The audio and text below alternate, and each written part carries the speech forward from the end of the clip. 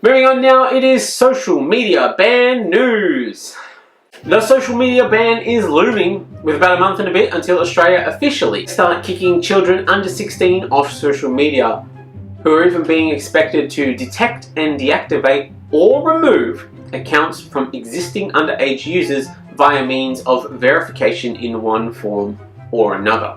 But do they really need to verify the age of every user? It'll be painfully obvious for some users that they are overage. They can look at things like how long they've had an account, the amount of Minions memes that they've posted, if they've ever posted one of those "I hereby declare Facebook can't use my photos" posts, and maybe the most telling sign that they are over 16 is if they're actually still on Facebook or Twitter. Unless, of course, these kids are willing to go to extreme measures like, I don't know, for example, just as a hypothetical, pointing the camera at video game characters, pulling silly facial expressions, or wearing a $22 old man mask, a Guy Fawkes mask, or other cheap party costumes like a funny mustache or a big fat nose and glasses. This, it seems, is a clear indication that the social media ban has been a conspiracy put together by lobbyists, not only from Big VPN, but also from Big Groucho Nose and Glasses.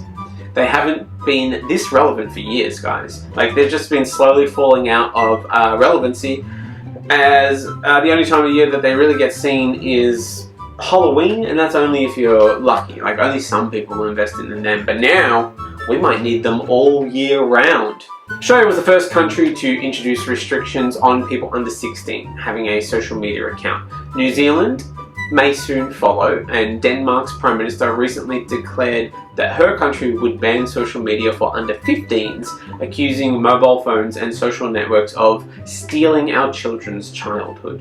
And considering joining the international trend, like someone on the outside of a conga line just waiting for the right moment to sidle on in and join and not trip while doing the first kick, our countries like the United Kingdom, France, Norway, Pakistan, and the United States, who are considering implementing similar restrictions, often requiring parental consent or digital ID verification.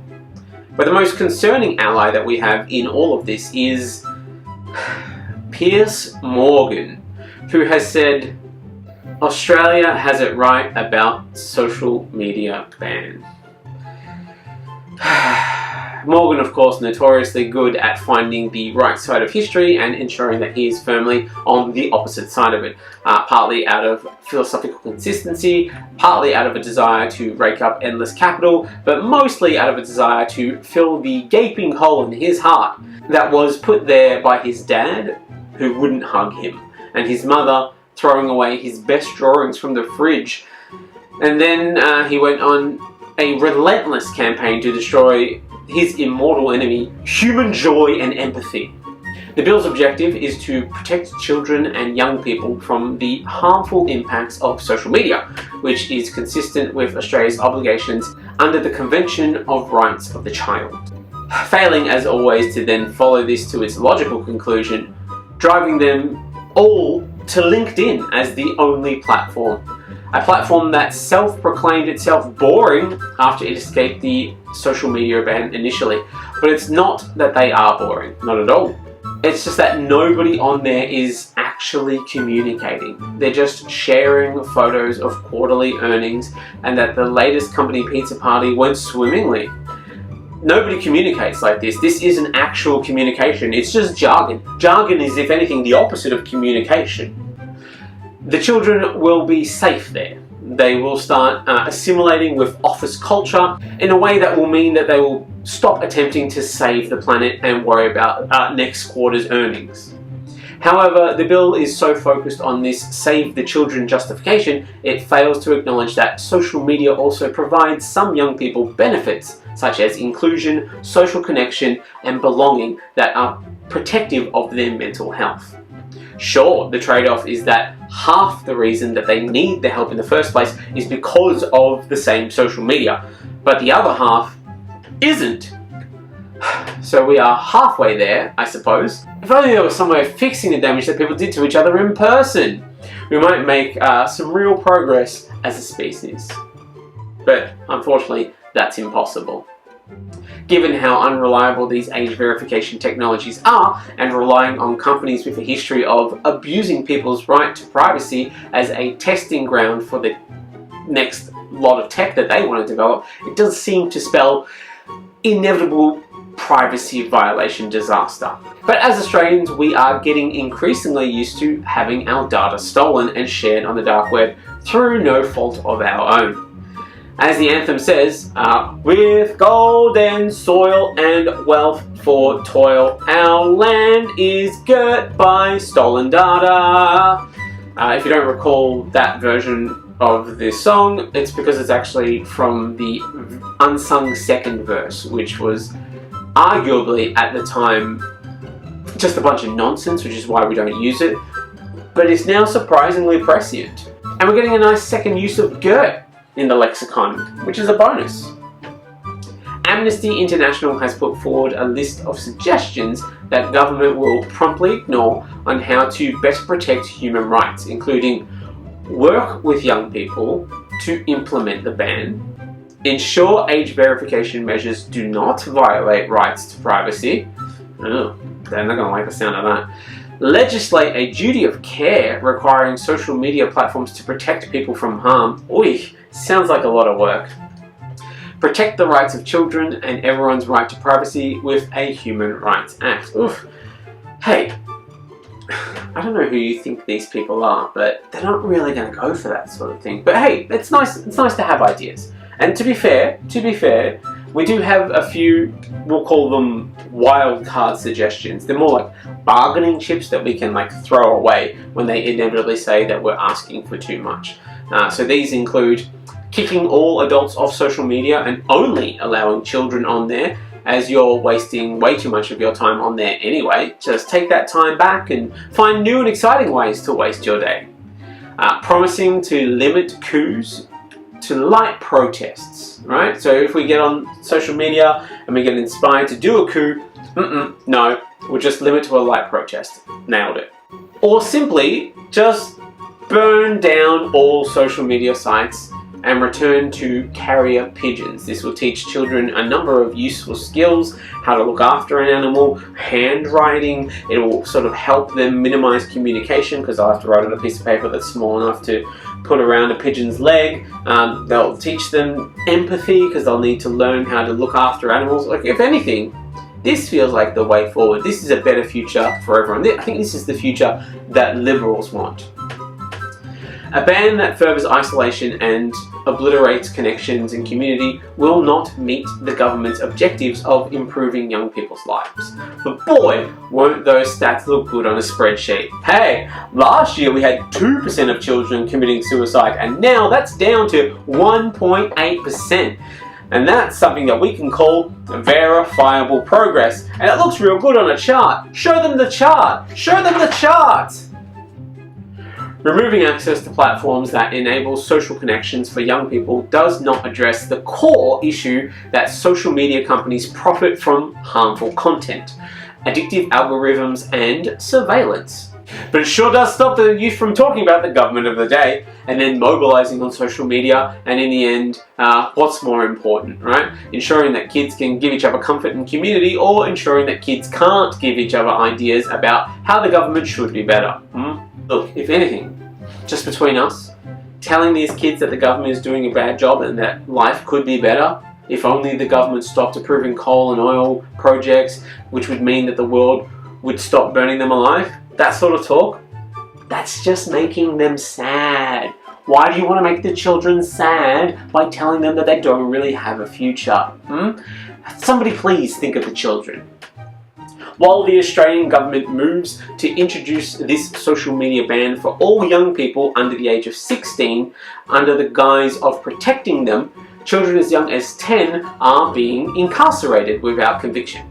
This age is currently set at 10 years old across all states except for the ACT, where they passed legislation in November 2023 to raise the age to 14 on the 1st of July 2024, with a transition period raising the age to 12 until then. In Victoria, where the age is currently set at 12 years. I mean, 12 is a much more reasonable age to possibly face life in prison as a consequence for a mistake that you've made. Let's think about what's happening at 12. You've already hit double digits, so like the end has already begun. You've been in school for a little while, so you've had long enough to realise that school isn't really your thing, and high school would just be a waste of taxpayers' money. Best, get yourself to the nearest jail and learn a trade, like shanking or something useful like that. The government says it's banning social media to protect children, which is interesting because apparently prison is fine as long as they don't have access to Wi-Fi, I guess. Somebody please think of the children! It's such a useful cover for basically doing whatever you like. Because it reads more like, hey, we care about the kids' mental health. But this is coming from the country that locks up 10-year-olds like they're the youth wing of the Taliban, which makes the government's logic on this, I don't know, fascinating at the very least. Social media, too dangerous for developing minds. Okay, well, prison, ideal environment for character development. Like, which one is it, guys? Which one do you think is best? Though I suppose I can see how the government's doing this to protect the innocence of children. See, if you think about it, they're locking them up before the world of social media can corrupt them. Yeah, so what are they, 10, 12? You know, they can't even start a social media account at that age. They have to wait until they're 16. So we're just going to lock them away before their brains can become corrupted by the algorithm. By the time they get out of prison, they'll have missed all of those years that they would have instead spent trolling through social media boards and getting exposed to new ideas, both good and bad, and radicalizing for either, I don't know, protests or Unabombing. But I suppose we need to answer one fundamental question. Are children monsters or are they victims? Which one is it? Can't be both. Everywhere but the ACT, we are saying that children who commit crimes are criminal masterminds who knew exactly what they were doing. Queensland is even pushing the adult crime, adult time movement, insisting that these kids who still have baby teeth, guys, baby teeth, that they are ready for that Oz lifestyle. And I will give them this one thing. I suppose baby teeth in prison are an advantage. If someone knocks out your teeth, you'll get a new set. They just grow right. It might take a little while, but they will grow back eventually. And if you lose a bunch of baby teeth, you can like spend some time sharpening them into some sort of shank necklace that you can wear like around you for protection. You don't get that sort of protection from social media. Because if they're monsters who deserve jail time like you say they are, then social media isn't going to do them any worse than going to prison, right? At least they can turn social media off. Prison is a 24 hours a day experience. It's a beautiful symmetry, really. We're protecting kids from digital cages by putting them in real ones. So which social media sites are corrupting our children? So at this point, the law only allows the ban to target platforms whose sole or significant purpose is social interaction. 6 platforms are confirmed to be included in the ban: Snapchat, Instagram, Facebook, TikTok, Twitter, and YouTube, which we would call the usual suspects of social media, really. I mean, looking at this list, I'd say it's just going to be a field day for Blue Sky, Telegram, or Truth Social, depending on which end of the political spectrum you sit on. But the vagueness of the new laws is what has people up in arms, as we don't know exactly what websites will be caught up in the ban, with concern that websites from Wikipedia to video games like Roblox and Lego Play, Stream and Twitch, all the way to the weirdest of them all, dating apps. Yeah, it turns out that this might include Match Group, which is the company behind Tinder, Hinge, Match.com, Meetic, which is a dating app specifically for Europe, OkCupid, Plenty of Fish, Our Time, which is a dating app for men and women over 50, Upward, which is a Christian dating app for Gen Z and millennials, and this might be fun to note. They do not own Grindr. They do not own a site called Field, which is a dating app for threesomes, nor do they own Clown Dating. Yeah, that's right, you heard me right. Clown Dating. The dating app for clowns. Because they're fucking cowards. Get your shit together, Match Group. It's either all of them or none of them. Even though these apps actually require people to already be aged 18 years or over anyway. Weirdly, it was expected that these age checks would be brought in anyway, but they'd be brought in through other industry codes, you know, the ones that would stop people from accessing porn, those ones. Which do come into effect later this year, by the way, heads up on that one, get your cranks in while you can. Nobody thought that this would happen because of the social media ban. It was just a really unexpected side effect. Even GitHub potentially comes under this ban because the government is unsure if it's a risk, which is a great way to run a government. Maybe. We'll vibe it out. We'll vibe it out. It's a vibes-based. It's a vibes-based law. So the eSafety Commissioner has sent a letter to GitHub asking them to consider whether it should be treated like a social media platform that endangers children. Yeah, you heard that right. It's a weird question at best, and a potential lawsuit and jail time at worst. Who's gonna say yes to that? Oh yeah, we're one of those ones that hurt children. That's us. Why would anybody say yes to that? But I think the weirdest revelation has been that 4chan is unlikely to be included in the social media ban. I'm just going to let that sit there for a second so you can absorb the reality of that. 4chan. Breathe it in. 4chan. Now, if you don't know, 4chan has been labelled one of the darker places of the internet. It's the origin place of incels. It was one of the first sites to get the infamous fappening nude leaks. It was the home of Gamergate, which is an online harassment campaign targeting women in the gaming industry, and led to the rise of the alt-right, more specifically QAnon. Imagine if police asked you whether the rules should apply to you or not, and then went, well, you let us know if you think you're a danger to children. However, you, John Wayne Gatesy, you're good. We don't need to worry about you. You're just a clown. What's going on, government? Get your shit together. You're banning TikTok, but you're leaving 4chan open. That's like confiscating juice boxes while leaving vodka in the kids' lunch boxes.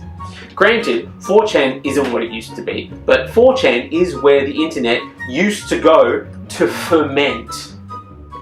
It's the sourdough starter of fascism. So they're banning the apps that make kids sad, but keeping the ones that turn them into fascists open for everybody. Yep, makes sense. Apparently the social media ban doesn't apply to 4chan because it's not technically a social media site, it's more of an anti-social media site.